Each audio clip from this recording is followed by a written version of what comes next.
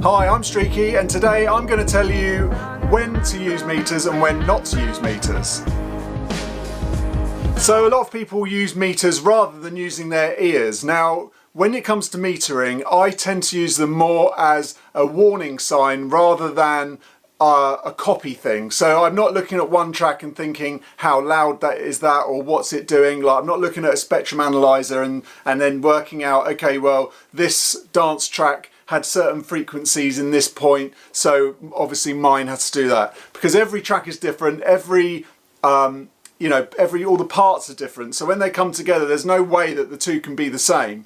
So if I'm using a spectrum analyzer, what I'm kind of looking for is just a warning sign.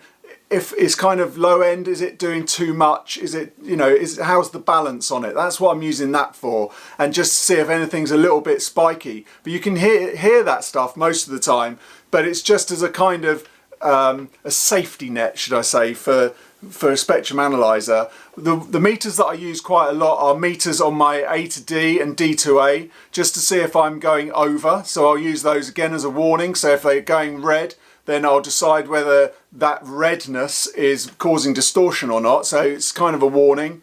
If I'm on the other meters I'll use are compression meters. A lot of the time the compressors, I don't want the meter to move, so I'll use the meter just to see how that's going, and if it's metering too much then I know it's sucking, but usually again you should be able to hear that before you get to that point.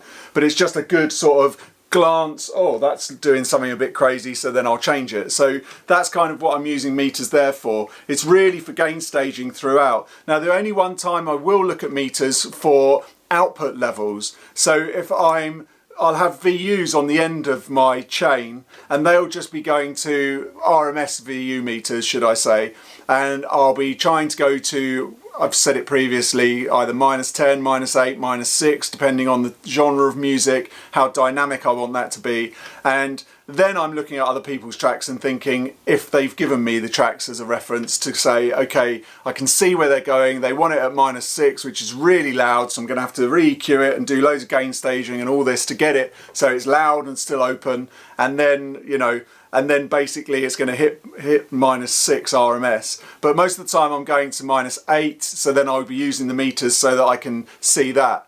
The meters I use for that, the internal on the Pro Tools, are the Klangheim ones, which are really cool. They're really good. They're really cheap as well. They're about $4, I think, which is bargain.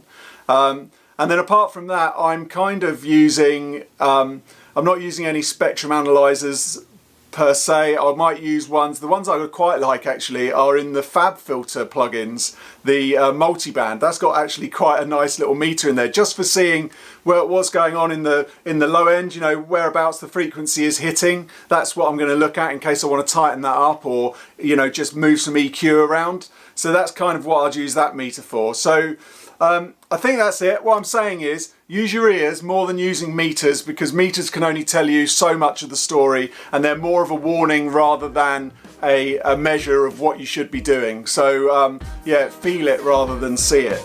I hope that helps. If you've got any good metering tips, then please leave them in the comments and let me know anything you want me to review, anything else you want me to talk about to do with mastering. And yeah, thanks for watching. If you want to master with me, there's a code below to get you a discount for watching this far. So please subscribe, like it, and see you next time. Thanks, bye.